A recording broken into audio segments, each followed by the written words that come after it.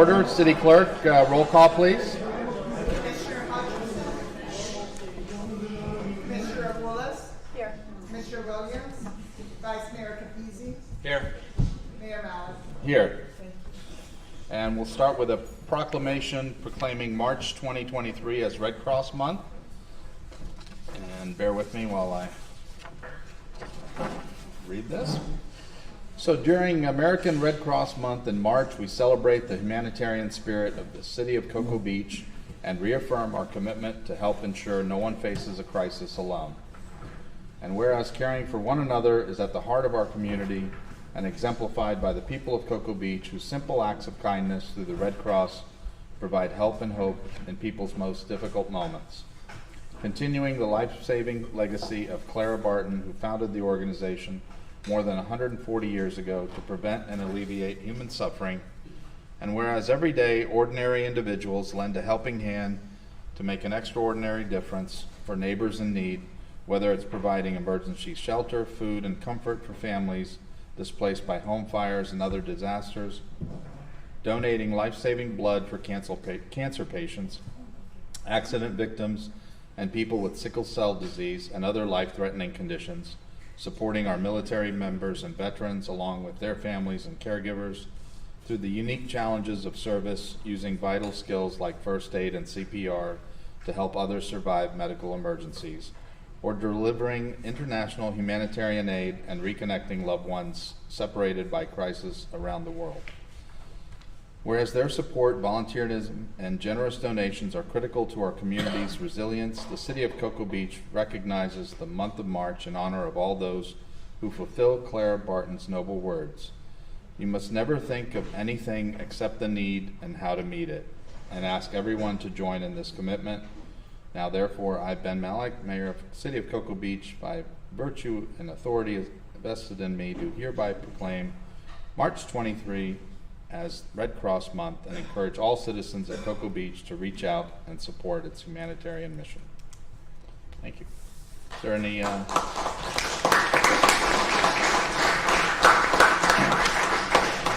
there anyone from the Red Cross here? No? I don't think so. I think they.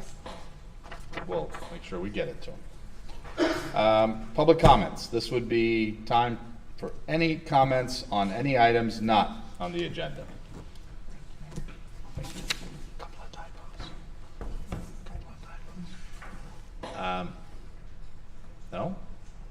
We got a room full. I know some of you are encouraged, maybe coerced into coming, so sorry. We'll keep it rolling. Try to keep it entertaining.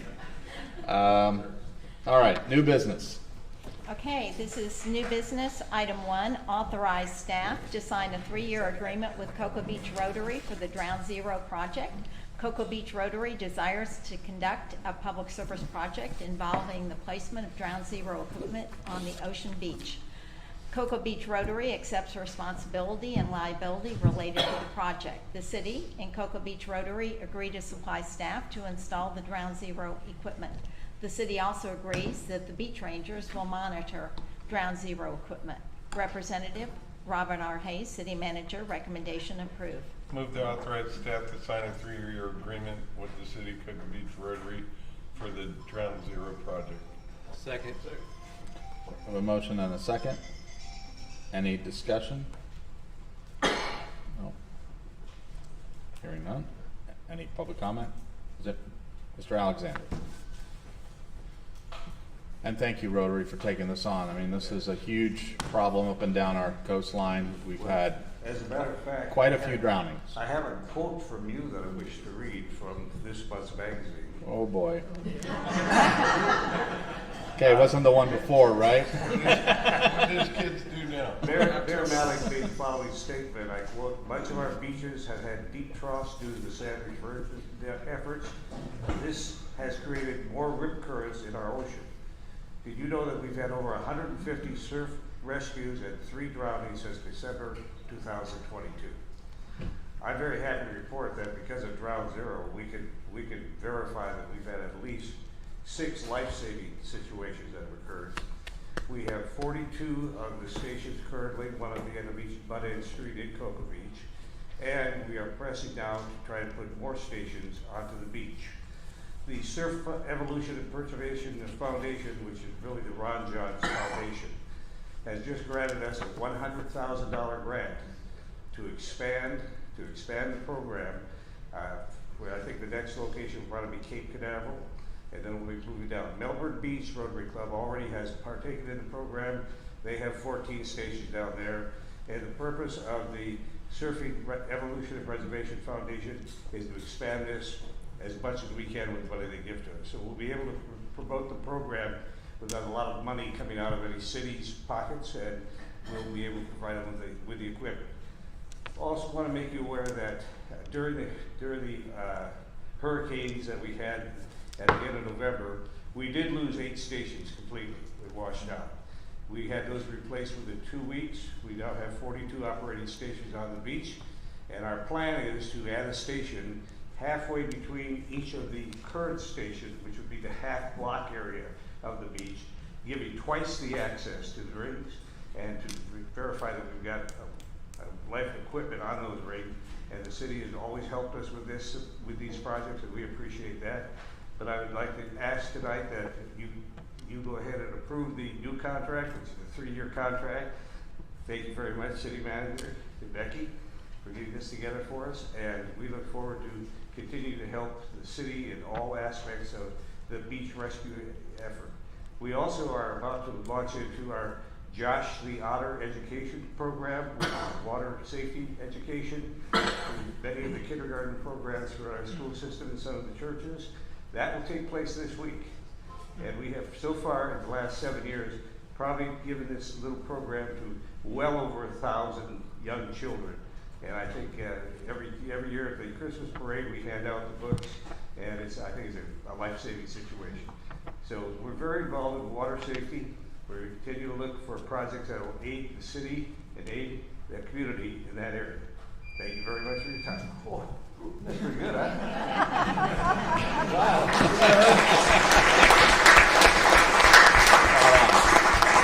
I mean, we're really fortunate to have so many wonderful civic organizations in our community. Rotary, Elks, Kiwanis. I mean, there's no shortage of things for people to get involved, and they give back tremendously to our community. And that's part of what makes our community great. So, Mayor? thank you. Yeah. I don't know who would be the appropriate person, but if somebody could make the explanation and how to escape a rip current for the public record. Well, you were the chairman of the Waterways Committee. You want to take a shot at it, sir? So, if you go in the water and you're like waist deep and you're, maybe can't feel that little push outward, and then you say, well, I'm going to get in and do a little swimming, and then you realize that you're farther away from where you were before, and you're heading out to sea. The key is to let the current take you until it kind of starts letting up, and then swim where we are, north or south, until you get to a point where you no longer have the push from the current, and then swim back in. So you're not fighting the current to try to swim against it, because you'll never beat it if you're actually in a rip. Surfers like rips because it makes it easy to get outside. Hurricane George a while back, I went out the first day and I didn't make it. So the next day I was determined, and I got in the water, I started paddling. I said, I'm not stopping paddling until I get past the breakers. And I'm like, man, I'm doing pretty good. I was in a rip. And by the time I stopped, I looked back and the houses looked like matchboxes. And I spent more time paddling in that day than I did paddling out to catch waves, because the rips can be that strong. So, if you can pass it on to anybody that comes to visit you, if you get caught in that, don't fight it, let it carry you, and then swim north or south until you can get out of the rip and come back into the beach. Thank you. Yeah, it is terrifying. I'm sure pretty much probably every one of us have been in one, but we've been fortunate to usually be tethered to a surfboard. So if you're just swimming, I would imagine it's terrifying. So thank you, Wyatt and Rotary again for doing this. All right, moving right along. Oh, we have a vote, right? Sorry. All in favor? Aye. Aye. There you go, 5-0. City Attorney, item new business. Okay, item 2, accept the Federal Emergency Management FEMA funding under the fiscal year 2021 Staffing for Adequate Fire Emergency Response, SAFER program, hiring activity. The SAFER grant will cover 100% of the cost of salary and benefits of all 6 firefighters for a total of 3 years. There is no city cost share or match. Representatives: Justin Grimes, Deputy Fire Chief; Patricia Drakehart, Chief Financial Officer. Recommendation approved. This item was added on March 3rd, 2023. Move to accept FEMA SAFER grant. Second. We have a motion and a second. Any discussion? I'd like to speak with Officer Grimes, please. Deputy Fire Chief Grimes.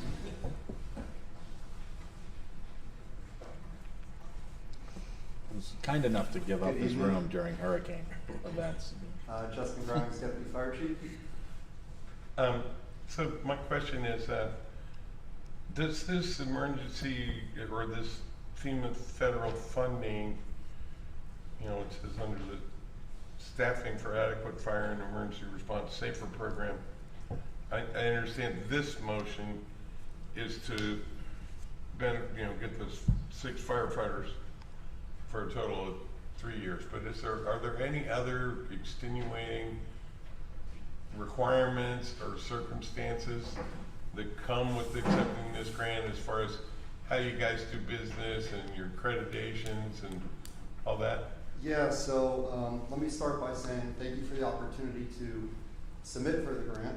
We put in for the grant last year. It took some time to get it through, so we were approved.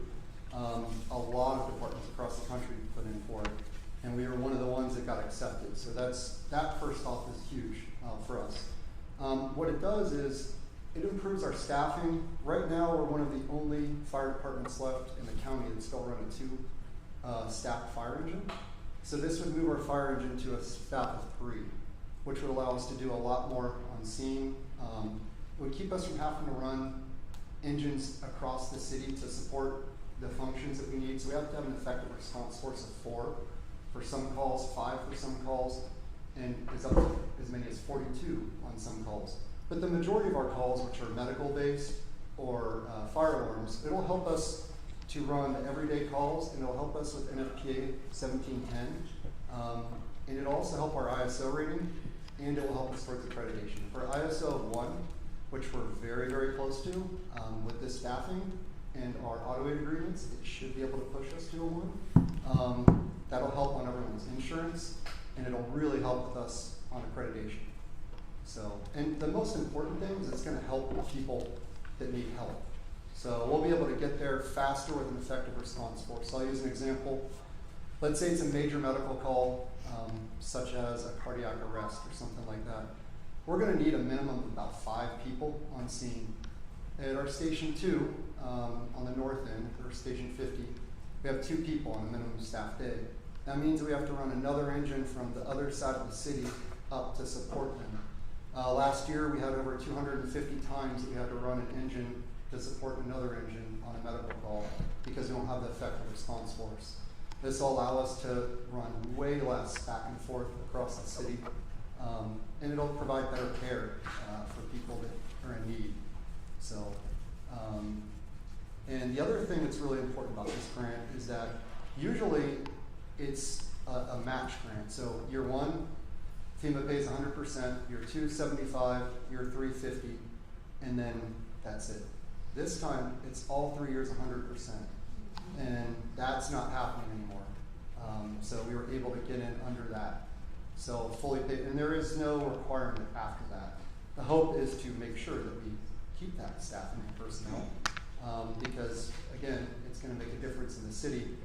Even in our strategic planning, we talked about the need for additional first responders and public safety, and that's gonna really help us and the citizens.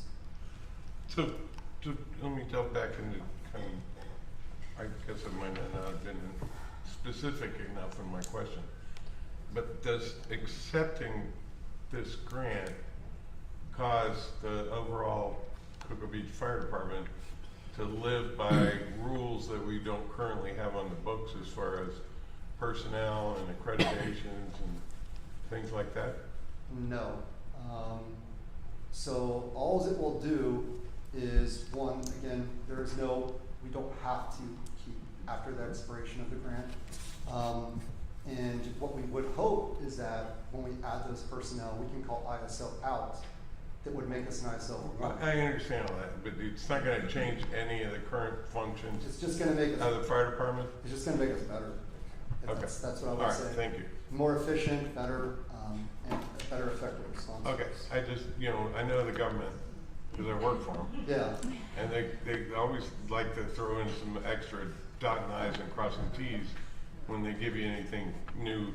yeah, so That what they includes changed money. about SAFER was that, because that was one of the things that people were stopped putting in for SAFER, because there were requirements. Once you got some grants like that to keep personnel, there is no requirement to hold that personnel. Now, if in the middle of the 3 years we decide to just, they probably won't be happy with it, but there's no requirement. So they're fully funded salary and benefits for 3 years. Thank you. So, all right, thank you guys. I got a quick Oh, question. yes, sir. Yeah, so if for some reason somebody leaves or we lose somebody in the meantime, will there be any type of default or something? No, because we would just hire someone back for that position. Okay. Yeah, there might be someone that retires, which is very well could happen, but we wouldn't be penalized for that. So if somebody else retired or something and we didn't hire somebody within a year or something like that, Yes, there's yeah. no we would need to penalization? fill that spot. Okay. Correct. So, They actually get a list of our current officers, firefighters, and then we have to show them the new list on a quarterly basis, annual basis, so they can see actually who is on the roster versus the new, and they will compare. They'll look at that just to make sure that we've kept up with that. yeah, we submitted a pre-roster then. We have 30 days to accept or decline the grant. One of the reasons we did it tonight was we have, I want to say until like the 20th? 22nd. 22nd to accept the grant. Once we accept the grant, there's also a whole, federal government, 79 pages and 39 pages of documents for accept, so it's mostly stuff we've already done. How do you apply for a grant, blah, blah, blah, but there's a lot of work, and then we have 180 days to get those folks on board and get them in position. So it'll give us a little bit of time, but I'll tell you, we have a great fire department, and we have a lot of people interested in coming to work for us. So The grant also pays for those 6 officers for the items that they need to actually, or firefighters, excuse me, also pays for their rigs and their all their needed items, so that we're not out of those dollars also. So whatever Justin and the chief specify as the needs of those firefighters, we'll be reimbursed for that. yeah. And budget-wise, we provision for this starting year 4, or how does that? So it'll start this year. We'll recognize it at mid-year. We'll bring it to you as a recognition of the revenue for this partial year, and then we'll continue it going forward. And then that 3rd year, it'll be partially funded. But part of that conversation during that budget process will be, are we going to continue funding it and going forward? Yeah, I think in the Citizens Academy, you'll get to meet a lot of our folks next Tuesday. You're to see. We just have. I'm just beyond how happy I am of the people we have and the culture we have. Great group of folks, and we're just going to make it better. So this gives us an opportunity to make it better. And again, the standard NFPA wants 4 people on an apparatus. We've been running around with 2. So to get to 3 is a milestone for us. And especially if you just think about a basic fire, you have to have 2 people on a hose line and 1 person pumping. Right now we can't do that. So we have to kind of mix and match and move people around. Accountability and things like that are difficult. So it's gonna make it safer for fires and for EMS calls, for everyone involved, so. D6 will bring us up to 3 or 4? Excuse me? D6 will bring us up to 3 or 4? Yes, it'll bring us up to 3 as a minimum staff on our engines, which is great. I mean, that is the standard in this area. I think we are the only ones left. We might, maybe in the Atlantic, that still goes down to 2. So, you know, we were the only one of the ones left. They're still running down to 2. So, and that can be, I'll be honest, I was an officer for 17 years. I was in on the trucks, and for 7 years as an officer. And you know, when you're down there at that station by yourself with just one other person, might be a person that started 2 weeks ago, you know, and you get a major call, it's, you know, you feel so much more empowered with one additional person, you know. It makes a huge difference. So again, it's gonna help all around, and we have a really young staff, so that's another thing to think about too. We'll be able to really train them up. So Great job. Thank you. thank you guys. Any comments? No? All right, all in favor? Aye. Aye. Motion carries. Hey, Mayor, before we adjourn this part of the meeting, there wasn't anything for commission reports or announcements, but I see a lot of Citizens Academy folks out there, and I think they should be recognized for being willing to put in all the time to learn about our city. I went through Citizens Academy. I think the mayor and Carolyn went through, and the vice mayor, all of us. So you know, I hope you learn a lot, and I hope you keep up with what's going on with the city in the future. I see a whole slew of future candidates. You too could do this. I'm terming out in what year? Soon enough. Yes. You're gonna weave that into your state of the Yeah. city message, right? That's why I'm here. Yep. Anyway, congratulations for volunteering, and I hope you get a lot out of it. Thank you much. All right, meeting adjourned. And I guess we'll start our 6:15 State of the City at 6:24. Back in session. All right. So, welcome. State of the City. My pleasure to give you guys an update on where we are, what we've done, and the things that we are yet to do. I did attend a really interesting dinner meeting last night. The Cocoa Beach Chamber had a investor council meeting, and they had Dr. Jesse Parrish, who went to professor at FSU, so he went to that other school. That being said, great speaker. I mean, typically economists are rather dry, but for a data geek like me, it was great. But he was a great speaker, and not only that, but he had relevant private sector experience. He had been in the private sector working for Triumph Motorcycle and Ducati motorcycle brand. Interesting gentleman, and really provided just a quick economic overview, which I think is very important for this conversation. And basically, net, chances of a recession are pretty much 95%. However, that being said, Florida will be the least impacted just because of the diversification that we have in our economy and the ease of business, the lack of a state income tax. We have such tremendous industry and manufacturing growth in our state. As you guys can see by the traffic along A1A, it's not going to stop. We're the fastest growing state in the entire United States, and we are leading STEM jobs in Brevard County, 8.3% STEM jobs, science and all that good stuff, and obviously directly attributable to the launch sectors, the commercial space, and defense. So, you know, what his prediction on housing was perhaps a 10% correction. It won't be like an event like 2008. Rates will probably continue to rise, and at some point they will come back, but you're not gonna get a 30-year mortgage for 2.75 anymore. Those days are over. I mean, you can get 4 1/4 on the CD now, so it works both ways. So anyway, just thought I'd share that. It was interesting data, and I think I sent it to Robin. You We're did. going to share I'll it with send you it on. guys. All right, we'll just start.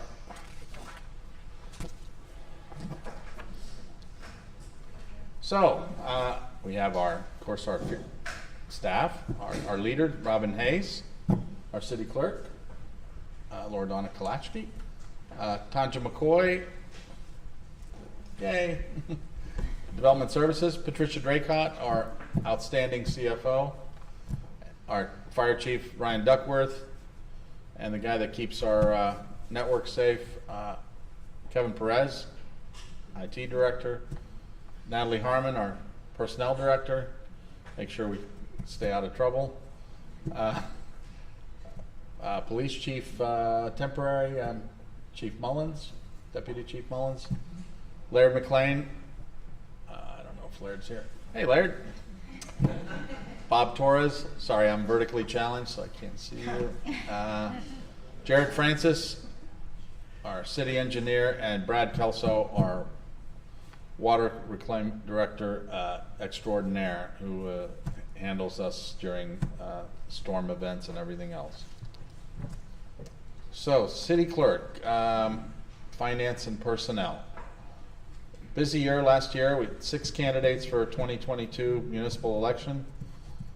317 public records requests. It's a lot. We learned a lot about that at our little training session. 35 sets of minutes. We have a tendency to talk a lot. Finance, again, received the 2022 budget for Metal Circle Award from GOFA. Government loves acronyms. I think that's Government Office of Financial Accounting. Close enough? Was the CAFR, now it's called something else. Certificate for the 2022 Distinguished Budget Presentation Award. I mean, really everything we have, it's all very transparent. You can see as a taxpayer, I think we really do an outstanding job of disclosing everything that is in our budget. So it's pretty nice. It's readily available. If you ever have any questions, feel free to email us. We're happy to meet with you guys. Personnel, 131 onboards. That's tremendous. That's a lot of folks that we've onboarded. Expanded healthcare options, looking at a high deductible plan, in which an HSA is a health savings account. Like everything else, health insurance is going up, just like every insurance. So a lot of the onboards are for our part-timers. So we have seasonal processing. So every year you go through that, sometimes twice. So a lot of the onboards are also for those recreation, leisure services, golf course, and some other areas. One of my favorites. And you know, the beauty of an economist that's actually been in the real world, he didn't mince any words last night. He said if your local government is not pursuing redevelopment, they're stupid. His exact words, not mine. Don't sugarcoat it, Mayor. I'm just going to let it out. So, yeah, year 4, we're going to have to pay for those 3 firefighters.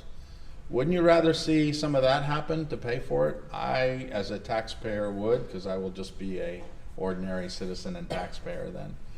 Can you tell I'm a little excited? Working with a third party to identify and register short-term rentals. That is a huge thorn in our side. We just can't keep up, frankly. Last check, there was right around 1,000. I think we at best have 10% registered. Oh, yeah, Maybe. We're not even at 200 yet. So not only are they not registered, but I really am curious to see how many of those are still enjoying homestead protections, because technically if you're running a hotel, you should lose your homestead. Various redevelopment of properties, 66 and 99 North Atlantic. I did talk to the gentleman that's developing that. He is finally looking at potentially this year to start. That was what's that building? The Air, Land and Sea Travel Agency was there. It's a two-story. It's right next yeah. to the closed Bank of America Bank, building yeah, the bank. where the Point Church is. The old Yen Yens, which I never understood why a Chinese restaurant looked like a Bavarian inn. It was the old expansion of the Bernard Surf. Yeah, and it was a German themed restaurant at some point. Besides, I believe it was a gentleman's club at some point early on. So we have a rich legacy here in Cocoa Beach. So that we're looking forward to that. And of course, if you've seen the old Bernard Surf property is now Area 142, rather active corner now versus a dirt lot. And the city's first planned development began demolition. So this will be very timely. I did meet with some of the Driftwood folks that own the Hilton and the International Palms. Demolition has started for that, the International Palms. They said 4 to 6 months, Robin, to perhaps commence construction. Estimated completion is 2026. Wouldn't that be nice? Lines perfectly when that SAFER grant runs out. So it'd be nice to see a $500+ million capital project there. Fire. You're not supposed to yell that out loud, right? I just did. Community Paramedic Program. This is one of the things I'm really happy we did. This is something I've been pushing for a long time. And like everything in our city was constrained by our limited funds and budget. None of us are getting any younger. We have a lot of older folks in our community. And basically it's a service that our firefighters provide that offers well checks for our residents. A lot of times people just call 911 and they really maybe just didn't need 911. This will, alleviate some of the calls and rolling out all that expensive gear. Obviously, if you're having a health crisis, call 911. But certainly supplements that and helps people that need some help and extra care. On-hand training with medical training with other organizations, trained with life-saving equipment, and we hired an additional part-time fire inspector, which will certainly help with part of that inspection required for all those vacation rentals. We operated during 2 hurricanes and sent a strike team to Punta Gorda to help with the recovery period, and maintained an ISO rating of 2. And that is an insurance rating, as you heard our deputy chief say. With the addition of that additional personnel, if we could get to 1, it will definitely have a positive impact on our property insurance rates. So, Mayor, Yeah. just in case the insurance companies get a hold of this, we might want to do a typo fix where it says operated during 2 hurricanes. It should actually say 2 tropical storms. I don't want those insurance companies to think we had 2 hurricanes. Got it. We haven't had a hurricane across a path across Cocoa Beach since Hurricane David in 1979. IT. IT is a huge security challenge. Just to put my other job hat on, in the last 6 months, I have had more clients impacted by commercial banking fraud than I think in my entire 25-year banking career. If you operate any business or just your personal account, you need to monitor that every day. It is slick how these folks have gotten. They're able to white out payees on your checks, put their name, get a hold of your account number and your routing number on any check. Any check you give to somebody, frankly, you really need to limit the amount of checks you're giving to people because it has all of your information. It has your account number, your bank routing number, you can go to any check printing store and get yourself checks made, and you're off to the races. And there's nobody in the back room anymore, like back when I was in banking and checking to see what's going on. It's all automated, it's all digital scan. Unless it's a really large dollar amount, those checks go through.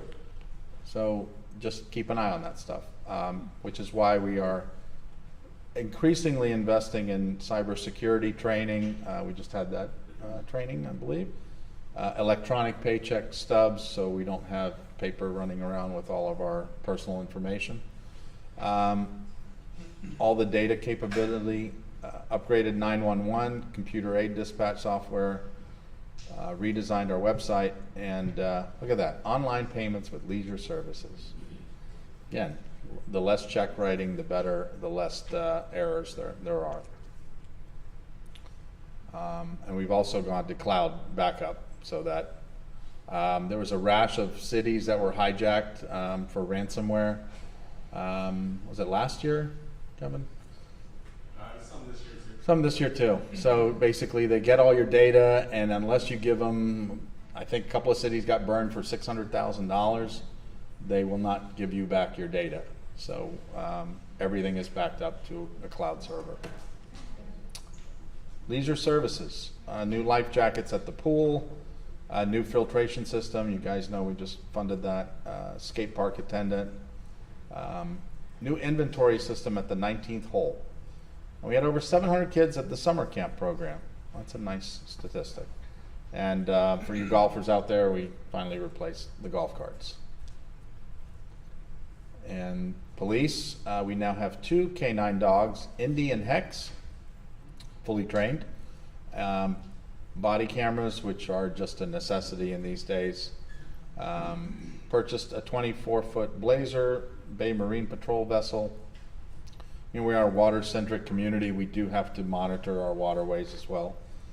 And implemented traffic and criminal records management software, and restructured our Beach Ranger program, and conducted active shooter training. Yet another sign of the times that we live in. Can you comment on the new police vessel? Yep. It's not just for monitoring our waterways for people breaking the, speed limits and, speed in manatee zones, but it's also for a 911 call on the water. I mean, if there was a boat incident with the jet ski or whatever, and both are disabled, nobody can get anybody to any kind of help, then having that vessel available, of course, the 911 call would also trigger the sheriff's department, but the sooner we can get somebody there to try to help those people, the better. And that's part of the reason we have the police vessels.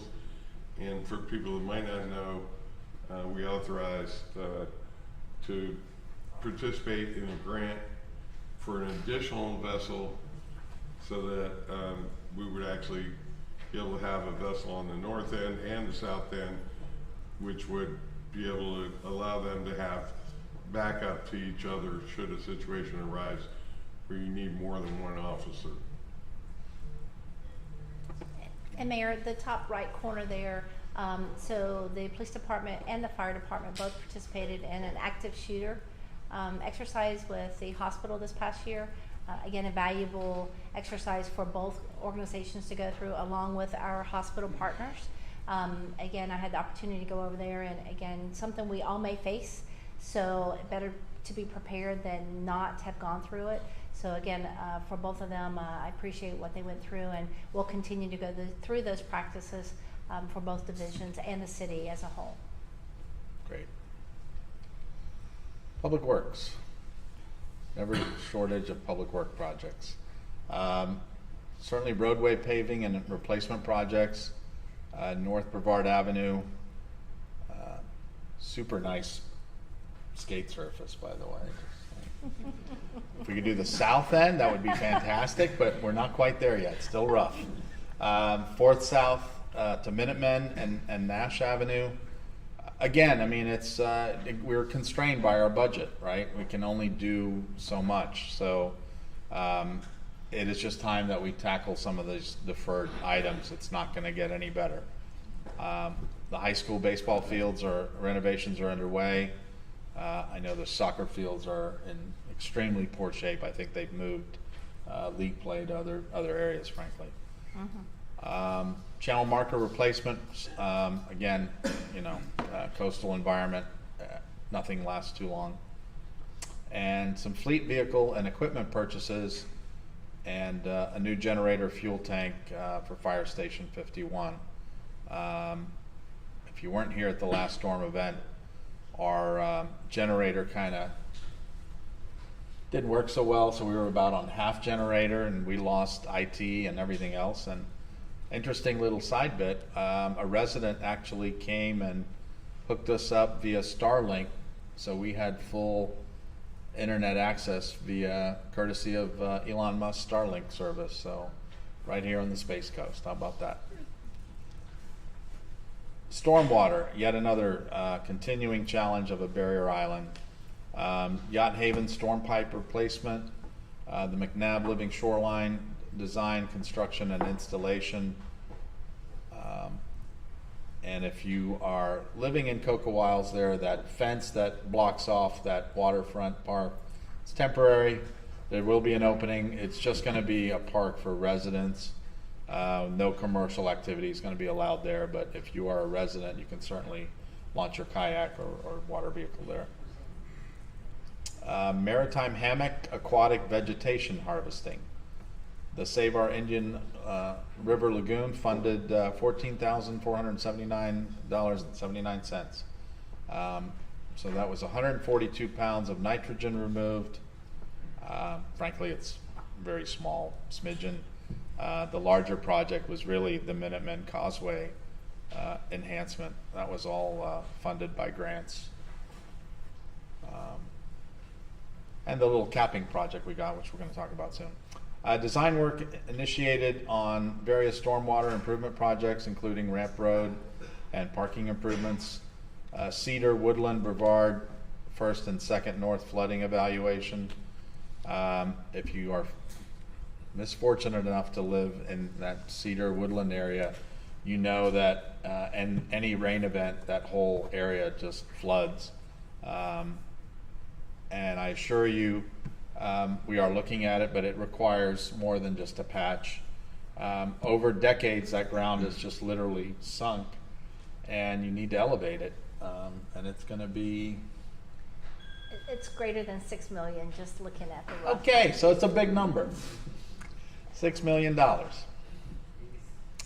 Sustainability awards programs. If you've been to the beach, you've seen some of these beach buckets.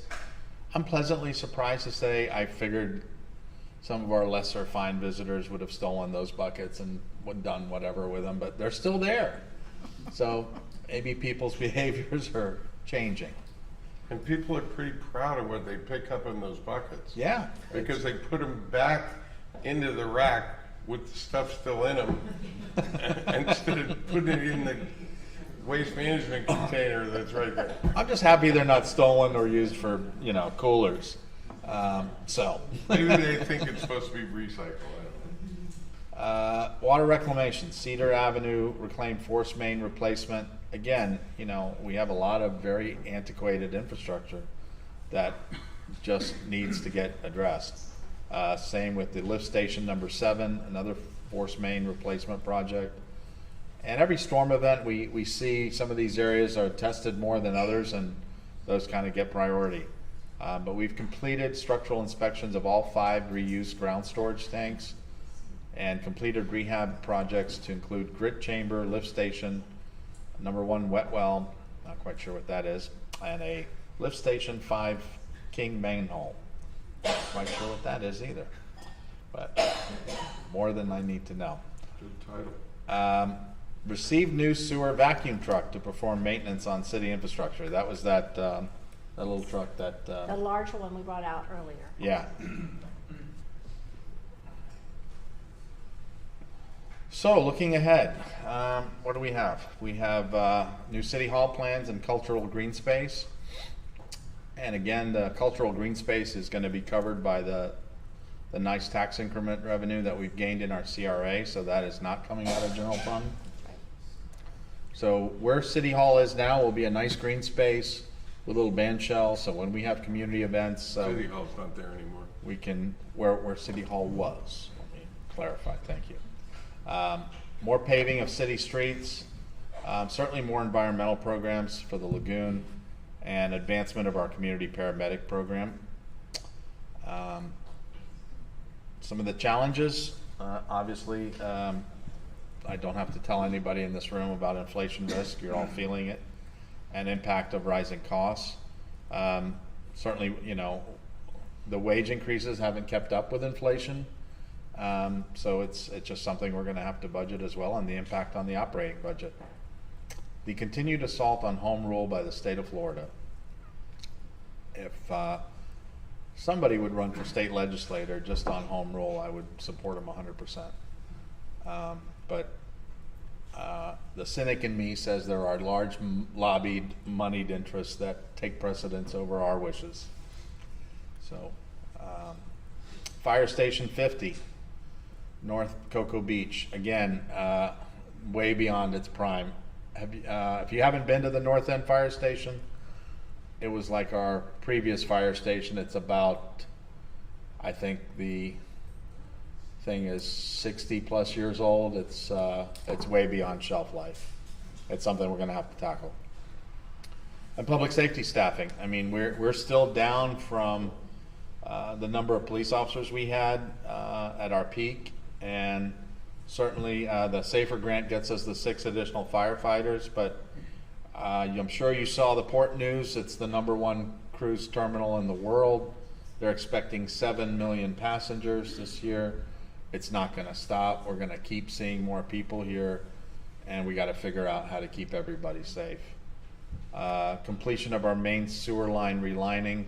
I think we're at about 70%, Robin, or We'll be just under 70% once we complete what's been funded for this year with CDBG and the city monies. So we have 30% of our main sewer line still is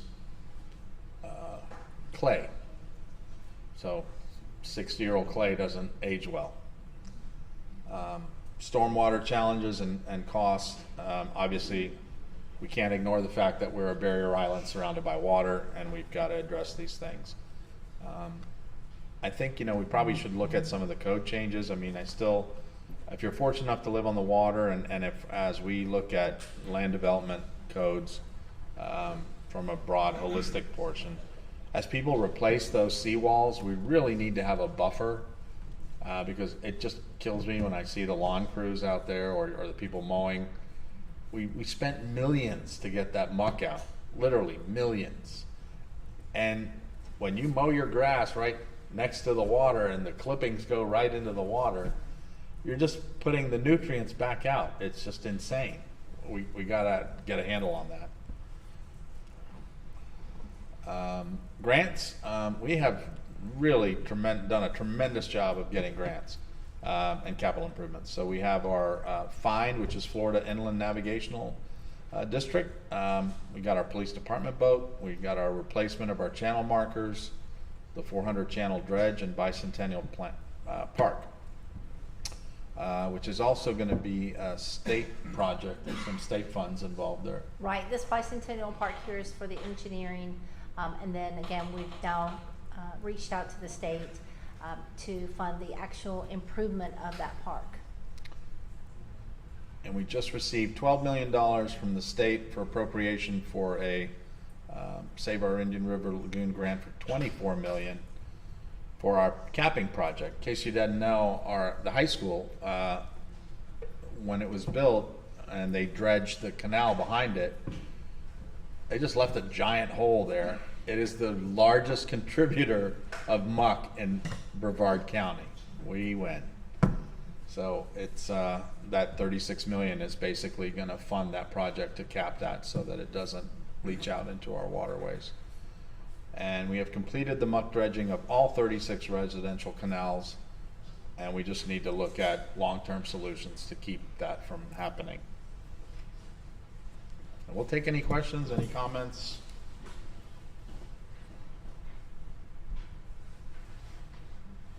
Come on up. Currently, the port, I think last year. Would you come up, sir? Yeah. Come on up. Come on Don't up be to the shy. podium, please. Oh, We won't bite. Just state your name and address. Andrew Ross, And name and address? Thank you. 4600 Ocean Beach Boulevard, Cocoa Beach. Curious about the statement about 7 million passengers predicted for this coming year. I think the past year was at 4 million, so we're projecting an increase of 70%. They have new ships lined up, ready to go. The largest cruise ships are going to be home docked at Port Canaveral in the world. So, Okay, thank you. with that comes all the challenges that come with that. Any others? Ready? Yeah.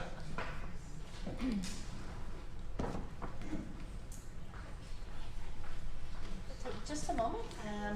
We would like to present Wayne. Will you please come up? We would like to provide you as commission and the Citizens Academy, as well as those folks watching this meeting, a fly-through of the new City Hall. Now, we know there are a lot of changes to be made. We haven't brought it back to you for additional input, but this is where we're at today, and we felt like this would be an opportunity. Wayne, will you please? And so, just point of order, for the public record, this wasn't kind of planned, but it's okay, right? It's part of, Yes, it's fine. Okay, Yes. I just want to make sure. So we provided some drawings for the commissioners, which depicts what point we're at in the design of the new City Hall building. We have Jacobs Architectural Firm in conjunction with W&J, who's the general contractor. Actually, they created it's software called Revit, and it does a 3D walkthrough of the building, so I think the video kind of speaks for itself. So rather than hear me bore you, let's just watch the video because it's pretty cool. so it's a 5-minute video, so if, just kind of show you this for now. So you can see as you approach City Hall. You might get a little lost in the middle of the video, but there we go. And that white space would be used for a stage, right? The large, yes, Yeah, large area in front. Where the band's playing. Yes. Yes. That gave it away.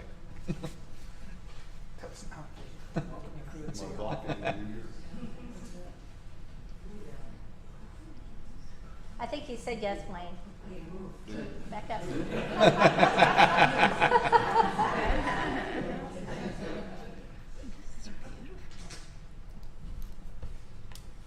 Well, that's actually the elevator shaft. We're at Cocoa Beach there. Wow, looks like a rocket. Pretty cool. So part of this theme is obviously our space, as well as water, Cocoa Beach, surfing, so, and then the wash through. So from a safety perspective, as well as a resiliency and hardening sustainability, we looked at all those features when we looked at this facility. The lawn area, of course, is funded by CRA, and some of the stage as well, and even some of the wash through could be. Wayne, you want to tell them? So Sure, this, so we're coming into the main lobby, where we'll have space memorabilia, different themes in the lobby here displayed, kind of bare wall now, but we're going to go into the new commission chambers here in a second. That's a view out the front. and here's the chamber. Here we go. There you go. The dais will be holistic, designed to protect our commissioners.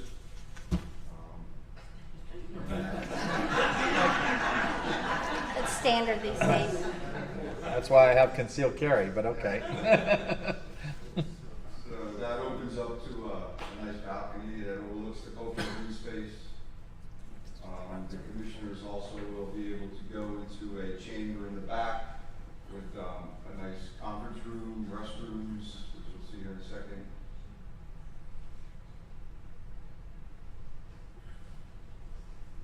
This can also be shared by the staff, so we've utilized dual purpose on a lot of stuff in there to save money and space.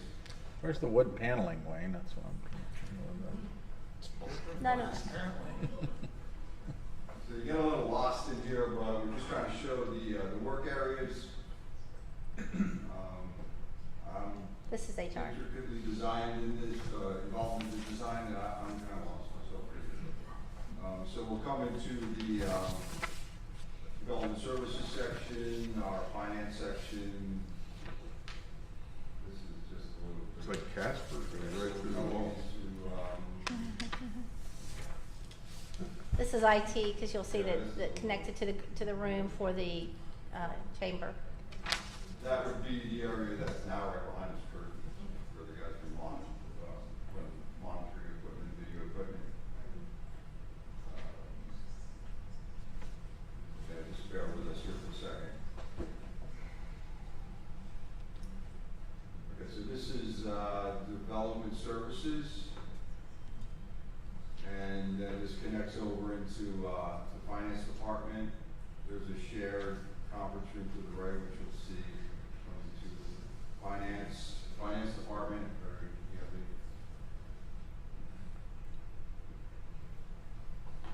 and these are very basic at this point in time, but it's giving everyone an idea of what's going on here. This is a shared conference room. And then we'll get down into the wash-through area. We're going to drop down into the wash-through area. In a second here, hold on. This is the city manager wing.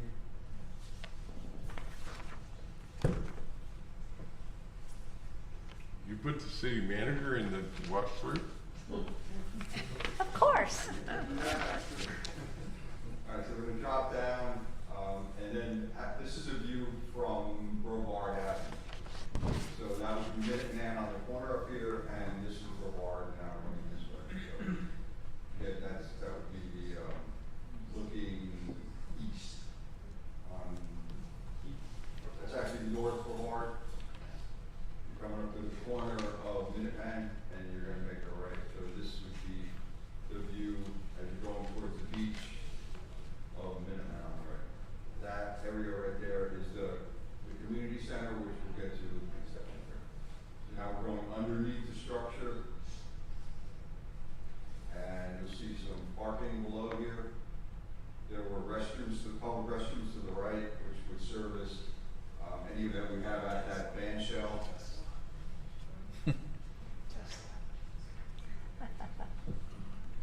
Did Reddit pay extra to put the Teslas in there? There'll be charging stations. Musk owns Reddit. A lot of the parking underneath, there will be several of them, probably 4 to 6 that will be handicapped for our Freedom 7 Center.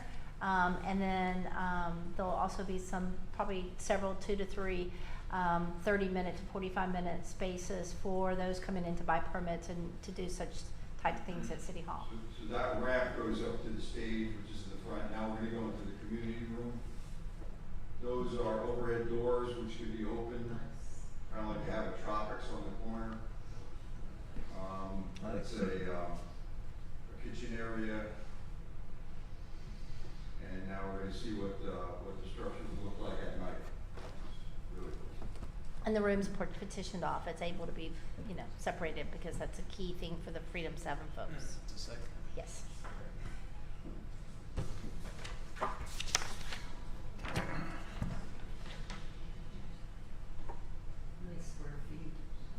It's a 19 and some change. I don't know the exact, but 19 and some change. Right. 19,000. Yeah, we're in the process now of walking down the square footage and getting. Reducing some and so forth. Nice job.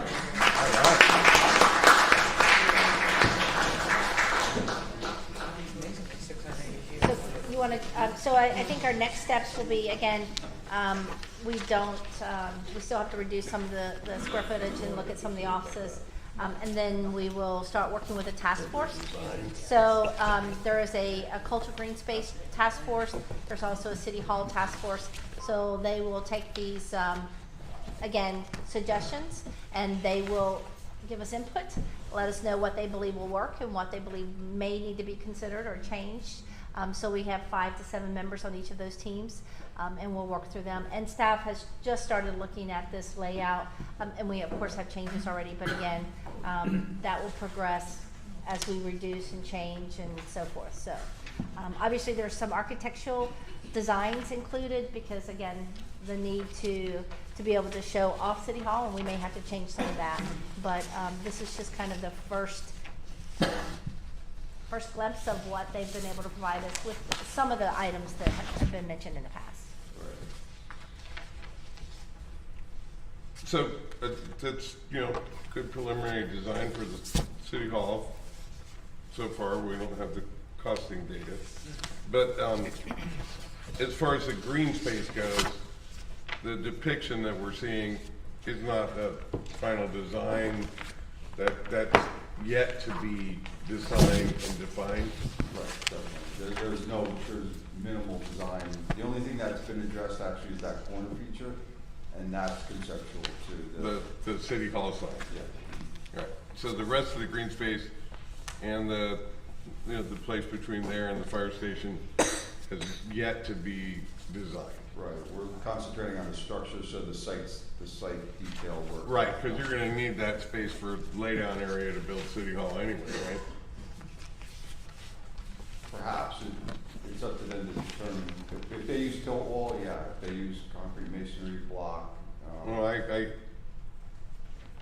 just my prediction, that space that we put that cheap behalf sod on is gonna end up being a laydown area to build the new City Hall. You're gonna need space somewhere. Might as well be there. Probably, And we'll have to wait on the green space. Yeah, the cheap bahia grass is just temporarily to stabilize the soil. Right, understood. But I'm just saying that, lay down yard in close proximity as an offering in the bid to the contractor for the City Hall, it's gonna be very attractive. Definitely. So, and we don't have any close space to do that, so. Right, the I comparison to just, that is the police station, where we have no room for anything. So. Our CRA money is expendable until 2033. So if it only makes sense to, if we can work out all the numbers to build the City Hall first, use that as a laydown yard, and then, in parallel, design the green space, clean it up after the laydown yard, and then propagate it with what we envisioned for the green space. That's the way I see it going. Would they give us a cost on artificial turf instead of grass? Yeah, I would hope so. I think that's one of the things that, yes, the cultural green space folks will look at. I mean, that eliminates irrigation, maintenance, fertilizer, all the stuff we need to keep out of the lagoon. Yeah. And it would, no one needs to mow it. Right. Just every 10 years, you tear it up and take it to the landfill. Right, we'd ship it off to space by then, Again, all conceptual. Anyway, just want to point that out, that, Just have it only a, makes No, sense right. that that's going to end up being the laydown yard. Any questions? I just have a suggestion about the bandstand. I would suggest trying to make it more like a clamshell, just so that you can direct the sound where it's mostly just east rather than The throughout the neighborhoods. city. Yeah, the poor folks in the neighborhoods are getting an earful now from Yeah. some of the music downtown, so. This is preliminary, so. Yeah, I'm just saying. I think think a lot I of mean, that was the the objective, to audio face and so it, forth face will it bring- towards the east, cause that's all Yes. commercial. Yeah. We don't want the music getting. Except for those poor people next to Coke.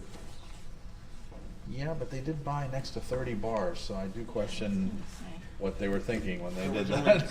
There was only 10 when they bought. Location, location, location.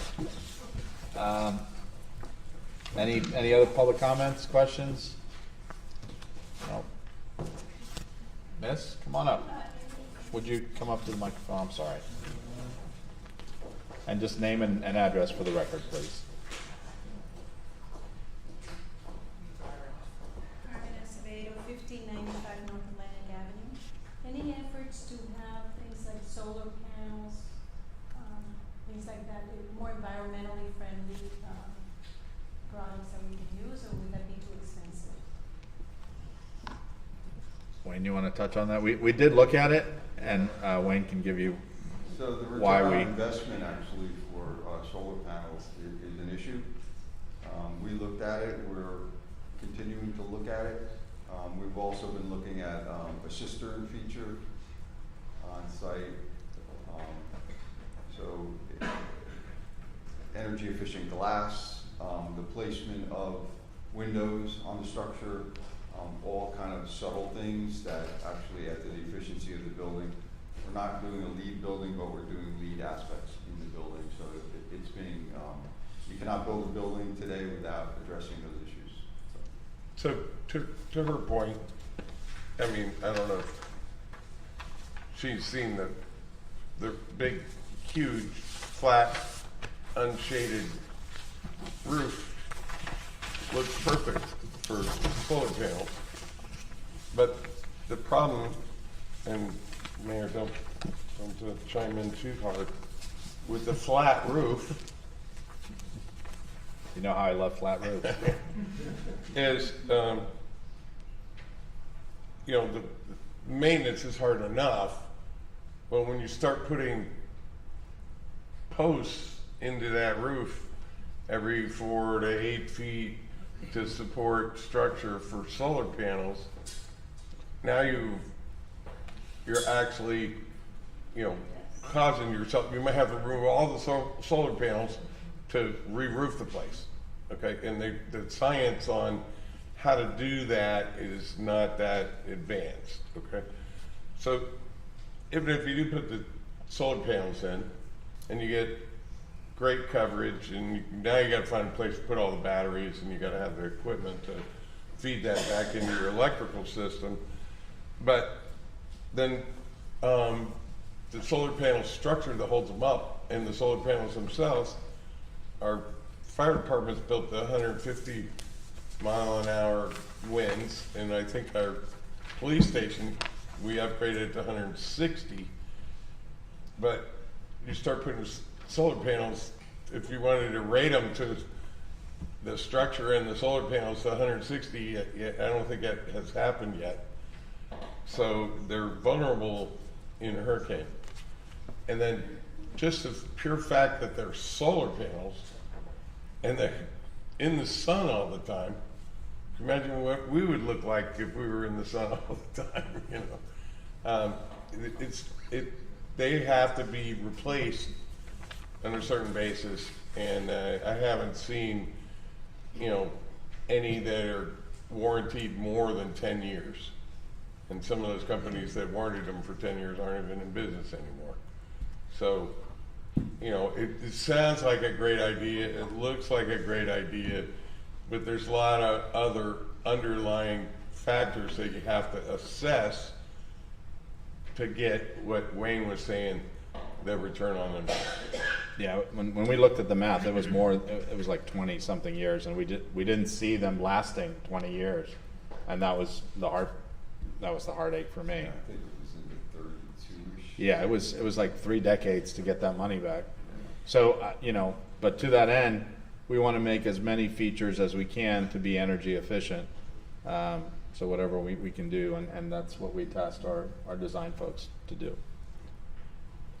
I hope that answered your question adequately. Anybody else? Okay, we got something going, so keep it rolling. All right. Meeting adjourned. Thanks for coming, everybody. Have a good night. Yeah.